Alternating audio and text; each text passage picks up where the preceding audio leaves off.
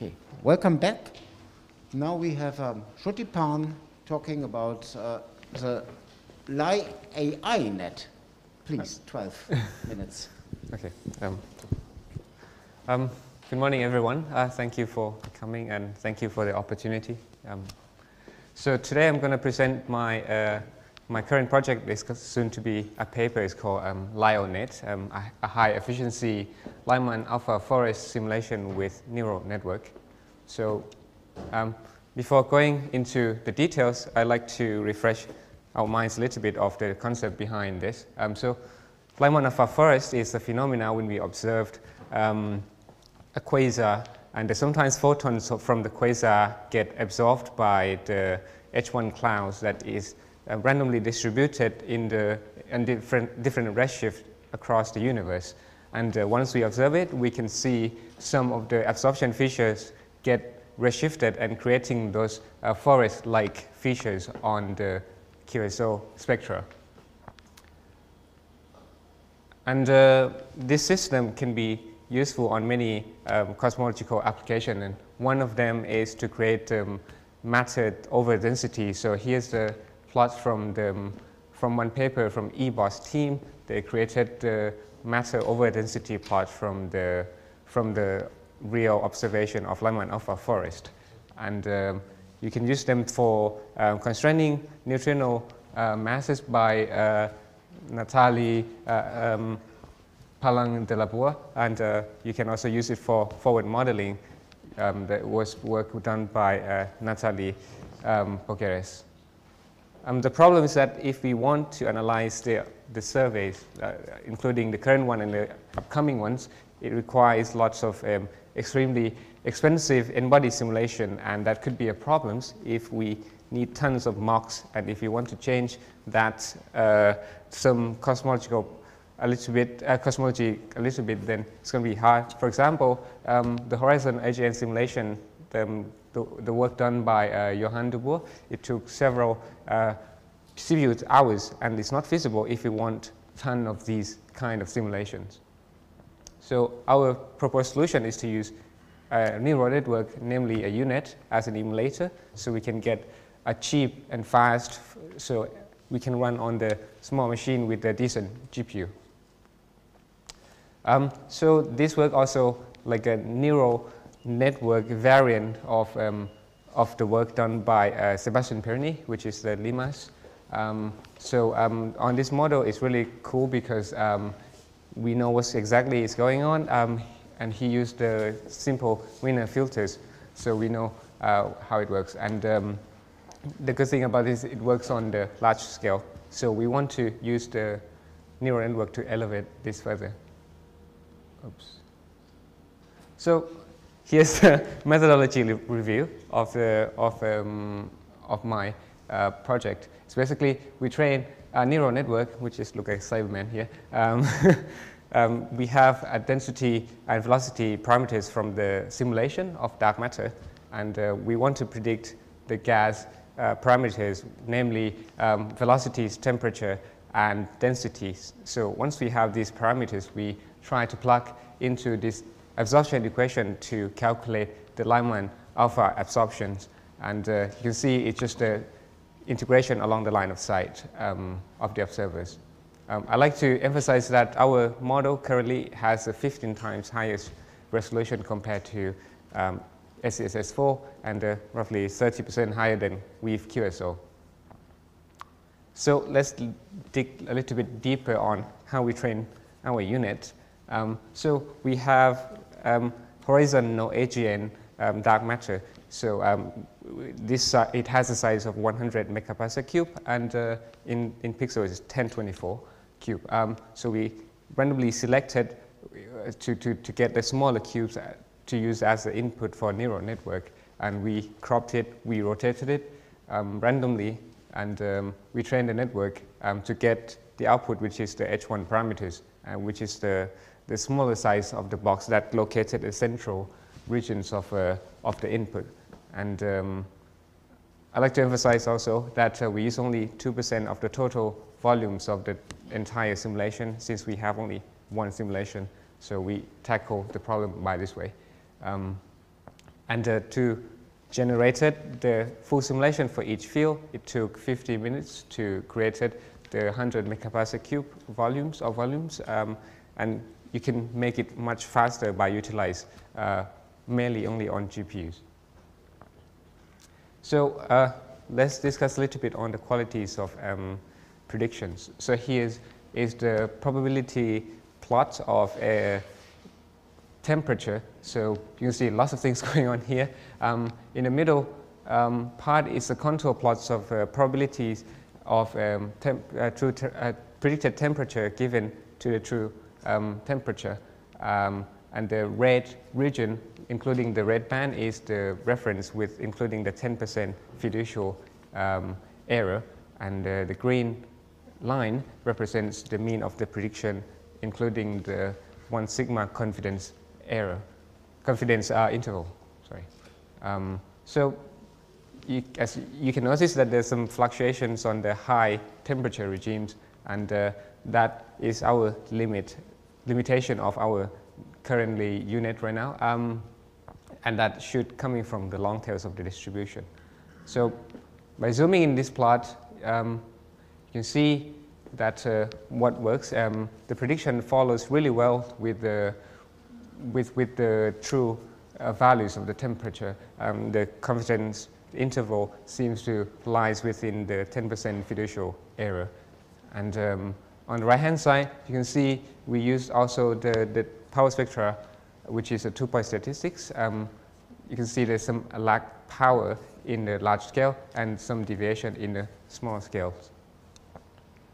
But we also would like to see what actually is working. So we mask out the area where the temperature is above 99.5 percentile, and we recalculated the power spectra. As you can see, there's a good agreement on both prediction and true values.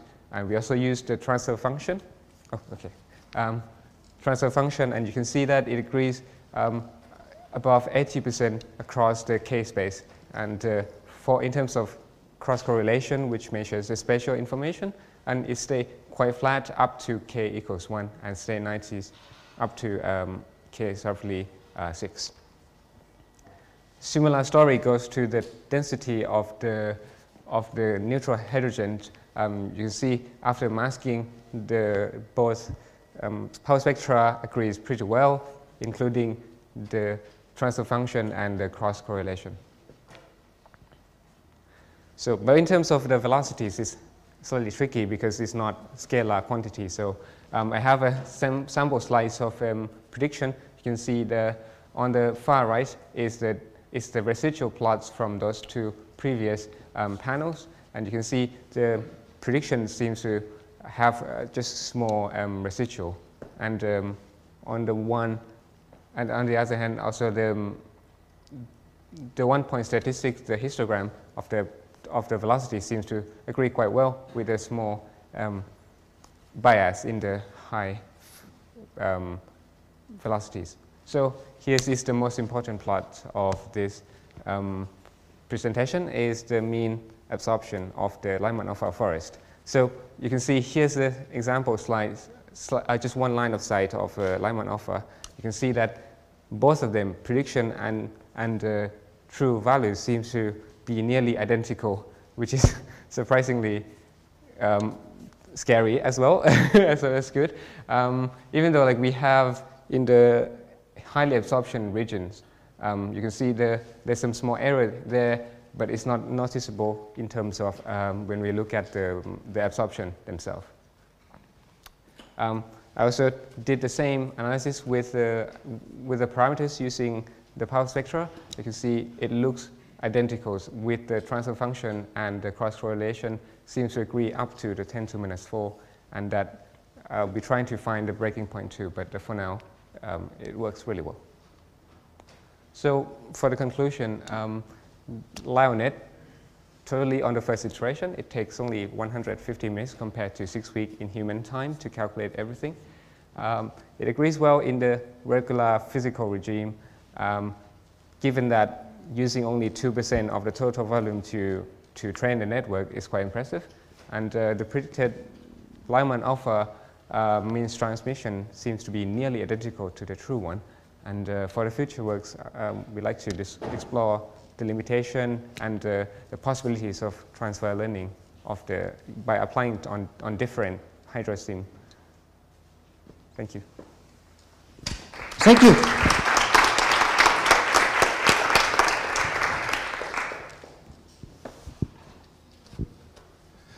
Other questions?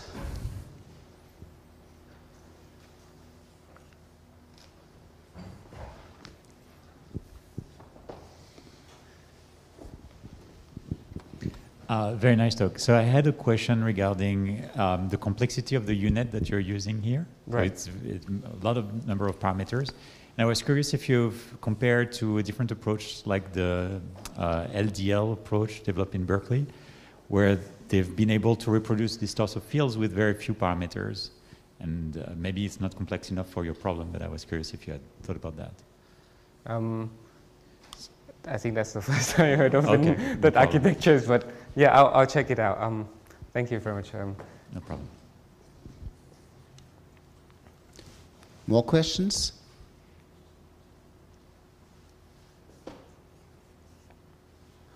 You're not only accelerating simulations, but also talks and question sessions.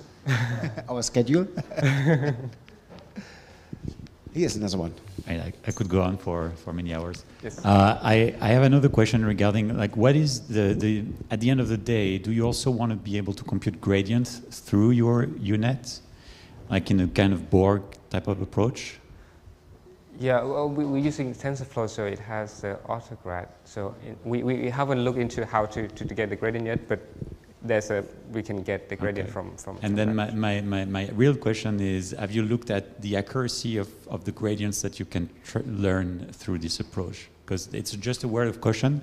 I've used this kind of models before. They work well in the foreign model, but sometimes the gradients can be very funky and not reliable. So I was just curious if this is something you had already looked at.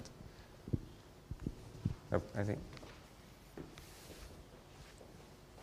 Yeah, just to tell you, yeah, I know that they can be a bit difficult because typically for neural networks also you have all these thresholding functions, and this is where the gradients can blow up your inference.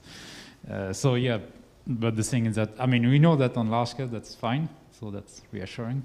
And if it's like too dodgy on small scale, then I think that should be fine also. So.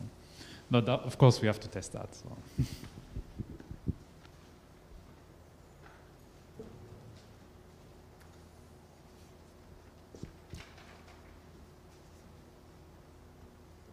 Any other question? Not the case? Ah, here. Please. So it's a problem that I've seen in many different works. You have to use a small volume of the simulation, I assume, because otherwise you don't have enough memory on your GPU. So on a very technical point of view, have you thought about doing this thing in a distributed way so that you could apply your model to the full simulation at once? Or I think for me, my concern should be how we get tons of simulation to train. Like I think that there's more volume. Like you said, it's good to fit the GPU memories. But if we want to just train the entire simulation, I think we need tons of those, and that could be problems that for the calculation times rather than our architectures of the neural network. Thank you. Okay, let's thank you again. Thank you.